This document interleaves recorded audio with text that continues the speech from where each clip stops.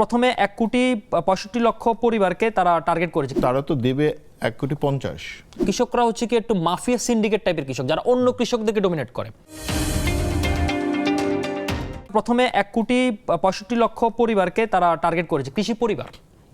তার মধ্যে 4 কোটি বা 4.5 কোটি টোটাল কৃষক সংখ্যা সরকারি হিসাব অনুযায়ী 1,65,00,000। এবং সেখানে কিন্তু তারা তো দেবে 1,50,00,000।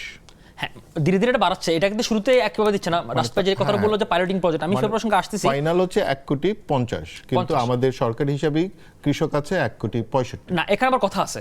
কথা হচ্ছে কি, ধরুন আমাদের কৃষকের যে ক্যাটাগরিটা, সেটাকে 3 ক্যাটাগরিতে ভাগ করা হয়েছে। শুরুতে হচ্ছে কি যাদের 5% জমির নিচে, তারপর হচ্ছে কি 5% থেকে 249 শতক, তারপর 249 থেকে 750 শতক। তার মধ্যে আমাদের কিছু কৃষকরা রয়েছে যে কৃষকরা হচ্ছে কি একটু মাফিয়া সিন্ডিকেট টাইপের কৃষক, যারা অন্য কৃষকদেরকে ডমিনেট করে।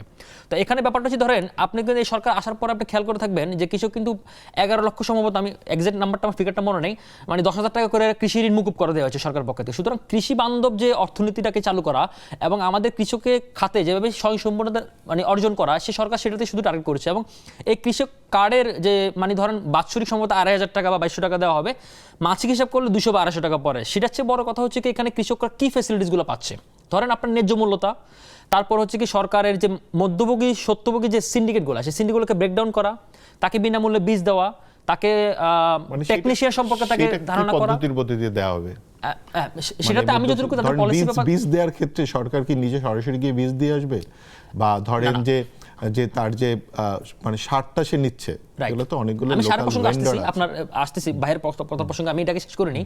তো সেটা হচ্ছে কি, ধরেন এখানে তাকে ওয়েদার আপডেট দেওয়া, বা সেখানে কৃষকের যে ক্ষতিগ্রস্ত হচ্ছে মানে ঘূর্ণিঝড় বা বরি আবহাওয়ার কারণে তাকে ক্ষতিপূরণ দেওয়া, মানে মোট কথা হচ্ছে কি তাকে একটা বেটারমেন্ট দেওয়া এবং তাকে সরকারের সাথে কানেক্টেড করা। এবং সরকারের সাথে শুরুতে ধরেন আপনার কি পরিমাণ কৃষক আমাদের রয়েছে, কি পরিমাণ ক্ষতিগ্রস্ত হচ্ছে, কে কি ধরনের চাষ করে, চাষের মৌসুম কোন সময়, এই জিনিসগুলোকে সরকার আগে তথ্য সংগ্রহ করতে চায়। এবং এগুলো একটা মানে কন্টিনিউয়াস প্রসেস। আমি বলবো না যে সরকার একদিনে পারবে বা সরকার পুরোপুরি 100% সাকসেসফুল হবে, অথবা আপনি যে বলছেন যে প্রকৃত কৃষক পাবে কিনা। দারুণ বিষয়, কিন্তু 250 টাকা আসলে কি হবে? না, কিছুই হবে না, কিছুই হবে না, মানে আপনি ওই অর্থ দিলে কিছুই হবে না। কিন্তু একই সাথে আপনি তো বিনামূল্যে বীজ দিচ্ছে, যেগুলো দেওয়ার মতো 11টা বিষয়, মানে সরকার 11টা বিষয়ের সেবা দিবে, রাইট। এখন এই সেবাটা ধরেন একটা মানে আমাদের যে পলিসি মেকিং যে সেবাগুলা, সেগুলো তো আপনার রাতারাতি সবাইকে মানে আওতাভুক্ত আনতে পারবে না। তো সরকারের এই উদ্যোগটাকে আমরা স্বাগত জানাই, 1 নম্বরের বিষয়। এবং এটাকে আমি মনে করি যে সরকার এই জিনিসটা প্রপারলি যদি ম্যানেজ করতে পারে, প্রত্যেকটা জিনিসে ধরেন 10 to 20% এরর থাকে, এবং 10 to 20% এরর এটা অ্যাকসেপ্টেবল।